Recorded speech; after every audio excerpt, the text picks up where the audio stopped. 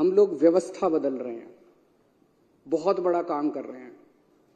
और अब मैं आपको बताता हूं जो एक दर्दनाक कहानी है कि इन लोगों ने किस तरह से ये सारे काम रोके। जब इन्होंने देखा कि जो काम केजरीवाल कर रहा है ये काम तो हमसे होते नहीं, ना हमसे स्कूल बनते, ना हमसे अस्पताल बनते, ना हमसे बिजली का काम होता, ना हमसे पानी का काम होता, ना हमसे सिंचाई का काम होता, ना हमसे दलाल खत्म हमसे, और ना हमारी इच्छा भी को पैसे कमाने हैं इन्होंने। तो जब इन्होंने देखा ये काम नहीं तो इन्होंने काम रोकने का काम किया। बड़े दर्द के साथ आज मेरे को कहना पड़ रहा है कि पिछले साल इन्होंने किस तरह से दिल्ली के अस्पतालों के अंदर दवाइयों को रोकने का काम किया। अस्पतालों के अंदर गरीब आदमी अपना इलाज कराने के लिए आता है, अस्पतालों के अंदर बेबस आदमी जिसके पास पैसा नहीं होता, जो अमीरों के अस्पताल में 5 स्टार अस्पताल में इलाज नहीं करा सकता, वो कराने के लिए आता है। हमने अस्पताल बदले थे, अस्पताल शानदार बना दिए, सारी दवाइयों का सबका इंतजाम किया। इन्होंने अफसरों के ऊपर उनकी हाथ मरोड़ के उन दवाइयां बंद करा दी। इन्होंने टेस्ट बंद करा दिए। मोहल्ला क्लिनिक में 3 महीने तक पिछले साल मोहल्ला क्लिनिक में टेस्ट नहीं हो पाए। इन्होंने पेमेंट रोक दी लेबोरेटरीज की। इतने गंदे और इतने घटिया लोग हैं ये लोग। कोई रोकता है क्या? कहते राम भक्त है। भगवान राम ने कभी नहीं कहा था कि गरीबों की दवाइयां रोको, गरीबों की। पाप लगेगा तुम लोगों को, पता नहीं किस मिट्टी के बने हैं, पाप लगेगा आपको। विधुड़ी जी, आपकी पार्टी ने जो ये काम किया दवाइयां रोकने का और टेस्ट रोकने का और सारे अस्पतालों का इलाज रोकने का, गंदी बात है ये। बता के जाना, आप भी रुक जाओ, बता के जाना अपनी पार्टी वालों को क्यों किया उन लोगों ने। दुश्मनी मेरे से है, दुश्मनी केजरीवाल से है। दिल्ली के 2 करोड़ लोगों से क्यों बदला ले रहे हो तुम लोग? एक वो एमटीएस थे, data entry operator, OPD counter पे जब आप सरकार, बैठ जाओ, मैं सारे जवाब दूं, बैठ जाओ, 2 मिनट बैठ जाओ, मैंने डिस्टर्ब नहीं किया था।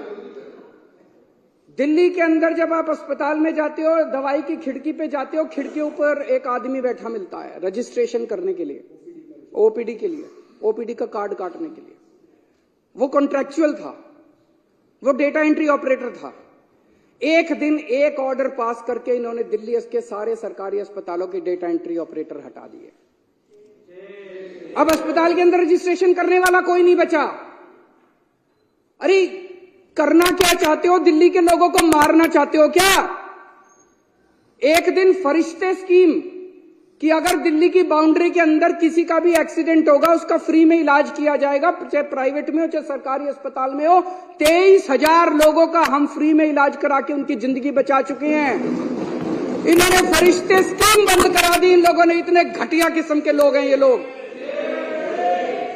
मेरा दिल रोता है जब मैं ये सारी चीजें, मैं जानता हूं किसी दिन लिखूंगा ये सब कि किस तरह से भारतीय जनता पार्टी के लोगों ने कितने घटिया स्तर के ऊपर इन लोगों ने काम किया है।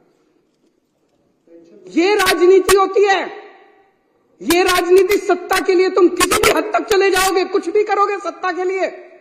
अरे मेरे से दुश्मनी है, मेरे को गालियां दे लो यार, दिल्ली के लोगों का इलाज तो मत रोको कम से कम।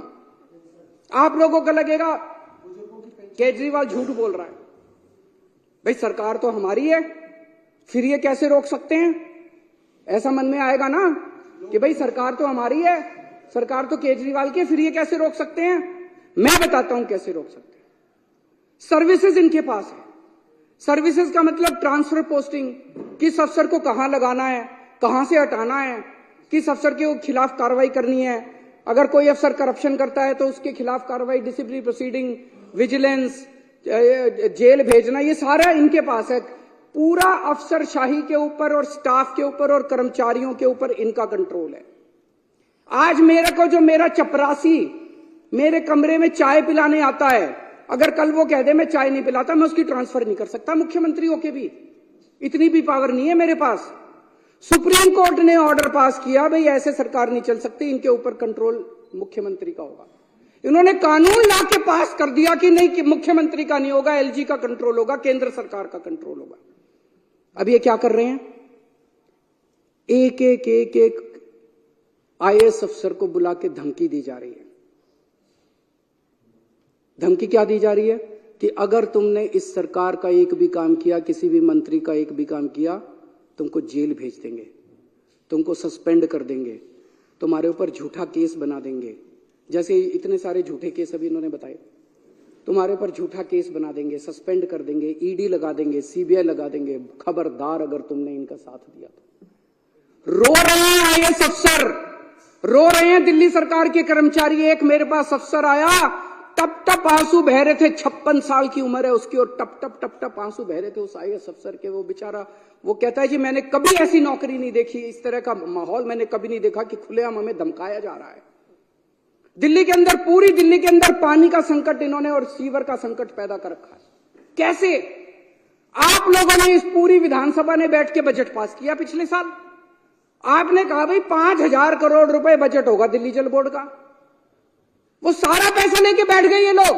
फाइनेंस डिपार्टमेंट पैसा नहीं दे रहा जल बोर्ड का। 6 महीने से पैसा नहीं मिला जल बोर्ड को। जल बोर्ड चलेगा कैसे? छोटे मोटे रिपेयर का पैसा भी नहीं मिला जल बोर्ड के पास रिपेयर का पैसा भी नहीं बचा। छोटा मोटा धमकी दी जा रही है कि फाइनेंस डिपार्टमेंट के प्रिंसिपल सेक्रेटरी को धमकी दी जा रही है, खबरदार अगर तूने पैसा दिया। दिल्ली को ये बर्बाद करना चाहते हैं। चारों तरफ सीवर बहने लग गया, पानी का संकट हो रहा है। अल्टीमेटली सौरभ भारद्वाज और अतीशी ने मिलकर हाईकोर्ट में केस करा। हाईकोर्ट ने ऑर्डर कर दिया पैसा तुरंत रिलीज करो। अगली हेयरिंग 29 फरवरी को है, अभी तक नहीं करा इन्होंने। ना ये सुप्रीम कोर्ट की मानते, ना ये हाई कोर्ट की मानते। अब एक और संकट पैदा कर दिया इन्होंने। पानी के बिलों का बहुत बुरा हाल हो रहा है दिल्ली के अंदर। अनाप शनाप बिल आ रहे हैं, गलत बिल है, सारे के सारे गलत बिल है। हमने प्रस्ताव रखा, आप ही बताना अगर गलत है तो। हमने कहा भाई अगर किसी का पानी का बिल गलत है, आपके पिछले सालों के अंदर 3 साल 4 साल 5 साल जब से आपने पैसे नहीं भरे, आपके 2 या 2 से ज्यादा अगर कोई भी ओके बिल है, उसको हम ले लेंगे, उसका एवरेज निकाल लेंगे और एवरेज के हिसाब से बाकी सारी कर देंगे। ठीक है कि नहीं है? गलत है कि ठीक है? हमने ये बनाया प्रस्ताव बना के अफसरों को भेजा, इसको लागू करो। अफसरों ने फाइल पे लिख दिया कि हम नहीं लागू करते।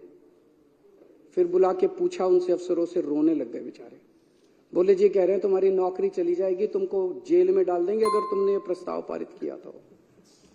लेकिन प्रस्ताव तो पारित करा के छोड़ेगा केजरीवाल।